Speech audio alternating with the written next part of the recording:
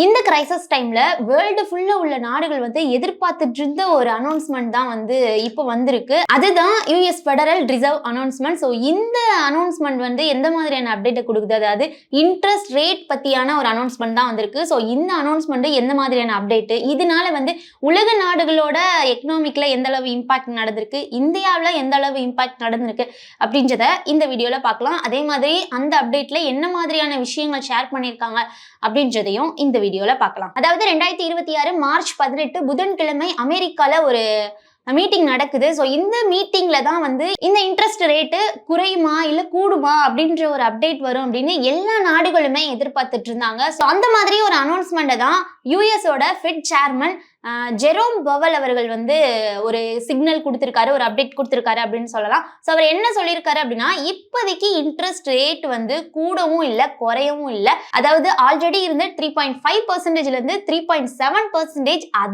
அதே பர்சன்டேஜ்ல தான் இருக்கு. ஸோ கூடவும் இல்லை குறையவும் இல்லை அப்படின்ற மாதிரி சொல்லியிருக்காரு. ஸோ இன்வெஸ்டர்ஸ்லாம் எதிர்பார்த்த மாதிரி வந்து ரேட் கட் வரும், ஸோ அதனால வந்து லோன்லாம் சீப்பா இருக்கும், ஸோ வந்து மார்க்கெட் பூஸ்ட் ஆகும் அப்படின்ற மாதிரி எக்ஸ்பெக்ட் பண்ணிட்டு இருந்தாங்க. ஸோ அந்த மாதிரி எந்த ஒரு விஷயமும் நடக்காம இப்ப எதுவும் எமர்ஜென்சி இல்லப்பா, ஸோ வெயிட் பண்ணுங்க, ஸோ இதனால எந்த ஒரு ரேட்லும் கூடவும் இல்லை குறையவும் இல்லை அப்படின்ற மாதிரி தான் அனௌன்ஸ்மெண்ட் வந்திருக்குன்னு சொல்லலாம். ஸோ ஏன் இந்த மாதிரி ஒரு டிசிஷன் அப்படின்னு நம்ம பார்த்தோம் அப்படின்னா, இதுக்கு ரொம்ப பெரிய ரீசன் என்ன அப்படின்னு சொல்றாங்கன்னா இன்ஃப்ளேஷன் தான். ஸோ இன்ஃப்ளேஷன்னால பொருட்களோட பிரைஸோட ரேட்லாம் வந்து, அதாவது பொருட்களோட ரேட்லாம் வந்து ரொம்பவே இன்க்ரீஸ் ஆகிருக்கு.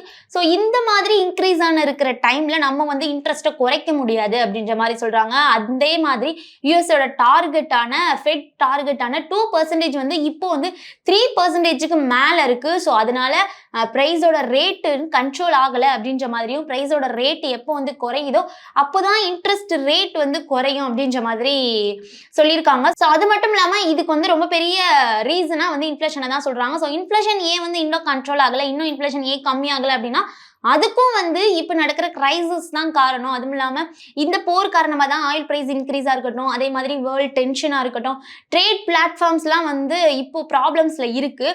ஸோ இதனால தான் இந்த இன்ஃப்ளேஷன் இன்னும் வந்து குறையாமல் இருக்குது. ஸோ இதனால தான் குறையவே இல்லை அப்படின்ற மாதிரி ரீசனையும், ஃபெடரலோட இன்ட்ரெஸ்ட் வந்து குறையணும் அப்படின்னா வந்து எப்பயும் போல் இன்ஃப்ளேஷன் கண்ட்ரோல் ஆகி இன்ஃப்ளேஷனோடதும் கம்மியாகணும், அப்போ தான் வந்து இன்ட்ரெஸ்ட் ரேட்டு குறையும் அப்படின்ற மாதிரி ஃபெட் அனௌன்ஸ்மெண்ட் கொடுத்துருக்காங்க. ஸோ இப்போ யூஎஸோட எக்கனாமி எப்படி இருக்கு அப்படின்னு பார்த்தோம் அப்படின்னா, எக்கனாமியை பொறுத்தவரையும் growth ரொம்ப பெரிய அளவு growth இல்லை அப்படின்னாலும் growth இருக்கு. அதே நேரத்தில் ஜாப்போட ஸ்டேபிளாகவும் இருக்கு. அதாவது ஜாப்ஸ் வந்து ரொம்ப வேலை வாய்ப்பு கம்மியா அந்த மாதிரி இல்லாம ஜாப்ஸ் வந்து ஸ்டேபிளா இருக்கு அப்படின்ற ஒரு கருத்து இருக்கு. அதே நேரத்துல வந்து சூப்பர் ஸ்ட்ராங்கா, ரொம்ப ஸ்ட்ராங்கா இருக்கு அப்படின்ற மாதிரியும் சொல்ல முடியல. அதே அளவுல ஓரளவு growth இல்ல அப்படின்னு சொல்ல முடியாது, ஓரளவுக்கு growth இருக்கு அப்படின்ற மாதிரியும் சொல்றாங்க.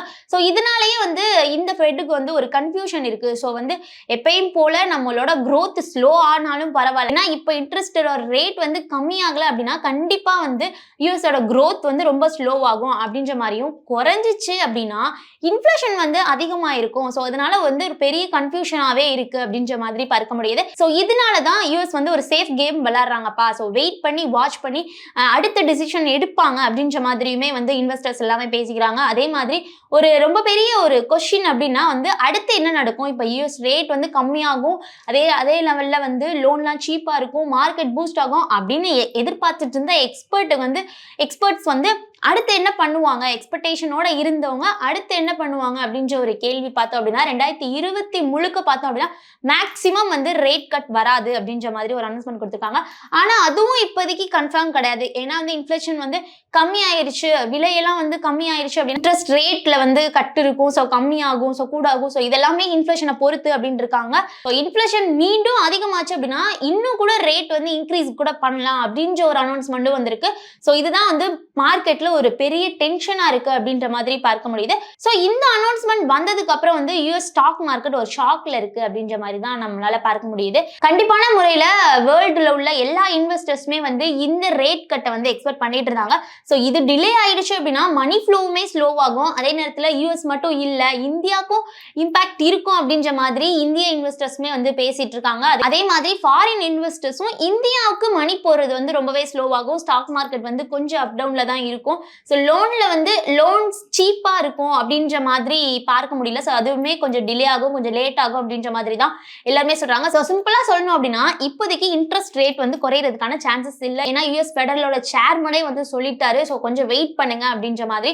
ஸோ இன்ஃப்ளேஷன் ப்ராப்ளம் எப்போ வந்து குறையுதோ அப்பதான் வந்து இன்ட்ரெஸ்ட் ரேட்டுமே வந்து குறையும் அப்படின்ற மாதிரி சொல்லியிருக்காங்க. ஸோ இன்க்ரீஸ் ஆக இன்ட்ரெஸ்ட் ரேட்டும் இன்க்ரீஸ் ஆகும். ஸோ ஃபியூச்சர்ல வந்து எப்படி ஆகும் அப்படின்ற மாதிரி இந்த போர் ரிலேட்டடாகவும் இருக்கட்டும், இந்த கிரைசிஸ் டைம்ல எந்த மாதிரியான இம்பாக்ட் வருதோ அது ரிலேட்டடா தான் வந்து அதுக்கு இம்பாக்டா தான் இந்த ரேட் இருக்கும் அப்படின்ற மாதிரி சொல்றாங்க, இந்த இன்ட்ரெஸ்ட் ரேட்டு. ஸோ வந்து அவசரமா இப்போதைக்கு எந்த ஒரு எமர்ஜென்சியும் இல்லை. ஸோ ஓவராலா நம்ம வந்து இப்போதைக்கு எந்த ஒரு டிசிஷனும் எடுக்க வேணாம். ஸோ வெயிட் அண்ட் வாட்ச் பண்ணலாம் அப்படின்ற மாதிரி சொல்றாங்க. ஸோ இதனால வந்து வேர்ல்டு அளவில் உள்ள எல்லா இன்வெஸ்டர்ஸுமே ரொம்பவே வந்து அப்செட் ஆயிருந்தாங்க. ஏன்னா ரொம்பவே வந்து ரேட் கம்மி ஆகும் அப்படின்ற மாதிரி எக்ஸ்பெக்டேஷன் கூட இருந்தாங்க. ஸோ அவங்களுக்குலாம் வந்து ஒரு பெரிய டிசப்பாயின்மெண்ட் அப்படின்ற மாதிரி தான் பார்க்க முடியுது. ஸோ இதனால இந்த மாதிரி குளோபல் அப்டேட்ஸ் வந்து நம்மளுக்கு ரொம்பவே இம்பார்ட்டண்டா இருக்கும். ஏன்னா அங்க வந்து யூஎஸோட பேங்கோட இன்ட்ரெஸ்டிங் ரேட்டு குறையல அப்படின்னாலுமே வந்து அது வந்து உலக அளவில் எல்லா நாட்டிலையுமே வந்து ஒரு பெரிய இம்பாக்டா கிரியேட் பண்ணும் அப்படின்ற மாதிரி இன்வெஸ்டர்ஸ் மத்தியில சொல்றாங்க. ஸோ இதனாலேயே வந்து நம்ம சேவிங்ஸா இருக்கட்டும், இன்வெஸ்ட்மெண்ட்ஸா இருக்கட்டும், இஎம்ஐ எல்லாத்தையுமே வந்து அஃபெக்ட் பண்ணுது அப்படின்ற மாதிரி தான் பார்க்க முடியுது. ஸோ அமெரிக்கால இன்ட்ரெஸ்ட் ரேட் குறையிலனாலும் இந்தியாவுக்கு அஃபெக்ட் பண்ணுது. ஸோ இந்த மாதிரி அப்டேட்லேயே இருங்க. அப்டேட்ல இருந்தால் மட்டும்தான் நம்மளோட பேங்கோட இன்ட்ரெஸ்ட் ரேட்டு இதெல்லாம் வந்து தெரிஞ்சுக்க முடியும். இப்போ இந்த வீடியோல யூஎஸ் பேங்கோட இன்ட்ரெஸ்ட் ரேட்டை பத்தி நம்ம பார்த்தோம். ஸோ நம்மளோட இந்தியாவோட இன்ட்ரெஸ்ட் ரேட்டையுமே வந்து நீங்க அப்பப்போ வந்து அப்டேட் பண்ணிக்கோங்க. அதே மாதிரி இப்போ என்ன மாதிரியான ரேட் இருக்கு, எந்த மாதிரி இன்ட்ரெஸ்ட் வந்து பேங்க்ல கொடுக்குறாங்க அப்படின்றையும் வந்து நீங்க தெரிஞ்சுக்கோங்க. ஸோ ஒரு இன்ஃபர்மேஷனுக்கு நம்ம சேனலை ஃபாலோ பண்ணிக்கோங்க.